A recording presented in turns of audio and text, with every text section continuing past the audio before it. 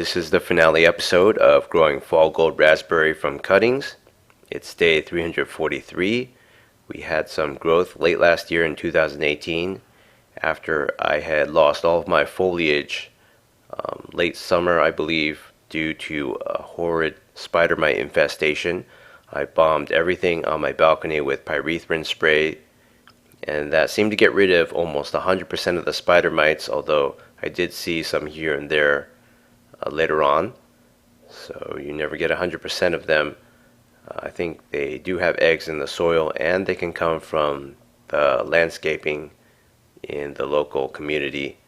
So now, once again, we're losing all of our leaves, it seems, and I'm not sure whether this is due to a renewed parasitic infection by spider mites or something else, or is it just due to how raspberry canes lose all their foliage naturally during the overwintering process. So I think it might be the latter, although I'm not 100% sure.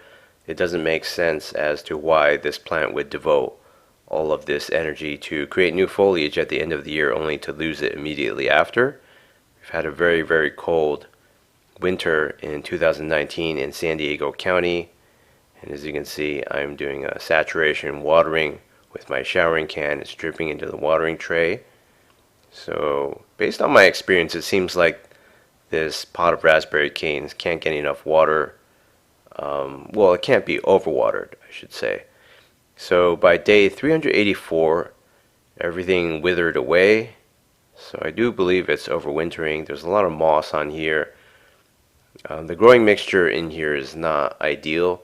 I did try to put on some California hill dirt and put on some mango seed that was blended for fertilization later on. I do believe that the blended mango seed provided for a lot of nutrition in the case of my Joshua tree and even this plant, but the soil mixture definitely isn't ideal. If you go any deeper than the top, maybe a centimeter or so, it's just all potting mix, and potting mix is not great for all plants. Some plants can thrive in it, but I'm not convinced that this one has an extensive root ball. It doesn't seem like it's ever done really that well past the phase of last summer. So I'm hoping I can get this to renew its growth at some point, maybe during the spring. And I've already completed the entire life cycle for this, at least from the perspective of buying store-bought cutting. I haven't grown it from seed, but I did get some fruits, a very tiny amount of fruits, before spider mites took everything last summer. So it's day 416. When is this thing going to resurrect? I don't know. It seems like nothing's going on. I believe at the time of the filming of this, it was already past mid-March. So it's been a cold winter, but at the same time I can see some green buds. They're not shoots yet. So I think this will come back to life, and it doesn't seem like the watering does that much either way. Maybe I've been watering too much over the winter time. So I was thinking at some point I'm going to end this series because it's just been too long and there hasn't been that much interest in this. I've gone through the whole life cycle. So on day 430, I got a visit from a pair of mourning doves. They like to hang out on my balcony sometimes. So this was just a nice shot that shows the courtyard in full sun in the late afternoon. And on day 434, I finally got a watering tray for most of my pots.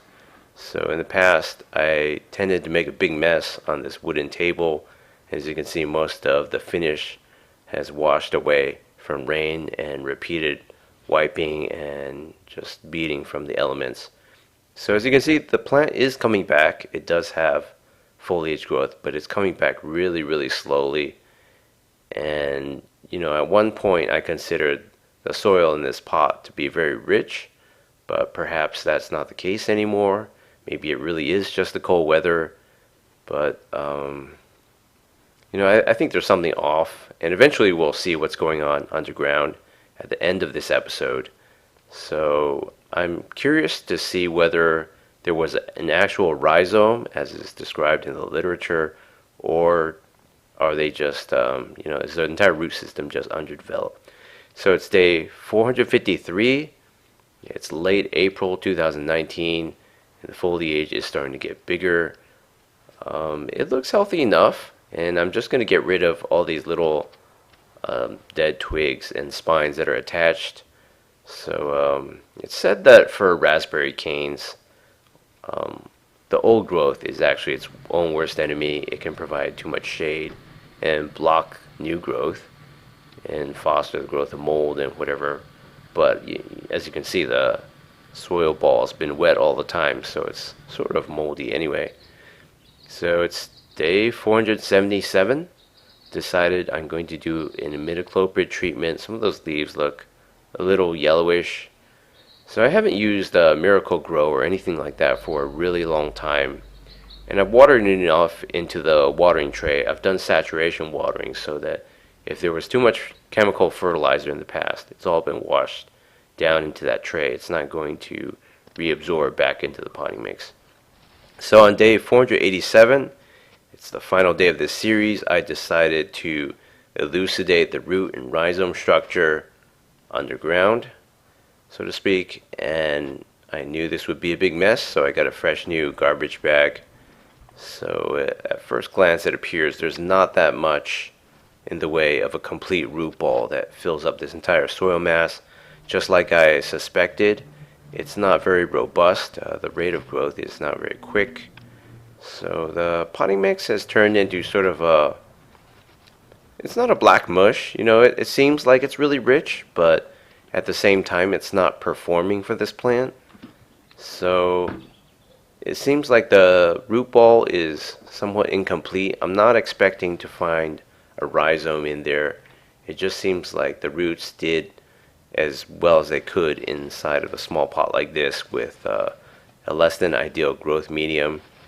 So I don't think potting mix will last well past the first use. And it seems like for a lot of my recent projects, maybe in 2017, 2018, maybe even going back earlier, 2016, oftentimes I would bake in the oven or steam my potting mix and then reuse it for subsequent projects, thinking that since not much had grown in it, that it wasn't really depleted, plus I did all that fertilization, so it should all be very rich, but it doesn't seem like potting mix performs well past the first use. So it's sort of like a disposable product.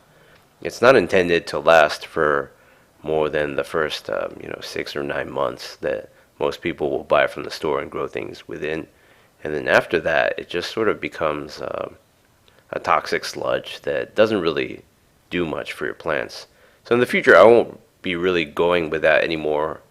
I think I'm just going to go with what seems to be working a lot better these days, which is a 50-50 mixture or some other kind of similar composition of sand and clay soil that I've just been digging out from the hills outside.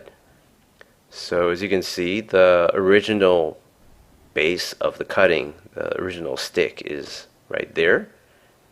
And it seems like I just had all these little independent offshoots just growing in parallel to that stick. So it's not quite what I expected. I expected somewhat of a rhizome. I didn't get any, it seems. I'll have to do some more exploration to rip this whole thing apart, but it just seems like a bunch of immature plants, cuttings that are sort of loosely fused together in a root ball. So it seems like some of these are functioning independently and generating little tiny plants. In any case, it just seems like the whole thing is a congested mess in a very small pot. And because it's a very small pot horizontally and vertically, it just didn't have that much room to expand. So it was interesting to see all these little stems growing out and taking a pretty big radius in the center of the pot, but ultimately it wasn't really effective, as a strategy for this plant colony. The first year, 2018 we had some really great growth, but after that, after getting berries, yeah, that's basically it. And this plant's history kind of coincides with, you know, midway through, I moved to this new apartment unit, and things really seemed promising in the first few months, but now it's just like, this series is kind of long in the tooth. It's not that popular. I don't think people want to see me grow things from cuttings necessarily.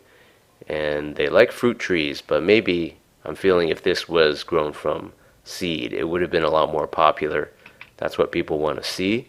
So that's what I'm going to provide more of in the future. And, different species have different popularity levels. So not everyone wants to see me grow berries, perhaps, or maybe this isn't the right kind of berry. Personally, I like blackberries a little bit more, so if I had the choice, I would have bought something like that. But I thought this would be an interesting project, and it has been. It's been sort of high maintenance due to the spider mite infestations. But I still had my fun, and it seems like this is just a garbled mess of tiny roots. So that's all it is. Maybe the soil mass is just not big enough to get a large taproot of any kind. Maybe this is just how cuttings perform. But by growing from cuttings, you do get something that's a clone and will produce the exact same consistency of fruit as its parent shrub. So that's basically it. Thanks for watching my growing fall gold raspberry from cutting series. My Joshua tree seedling is growing faster than ever in its 4th year. My mango growing is finally working in the tube series, and I will be restarting some projects that I failed at in the past.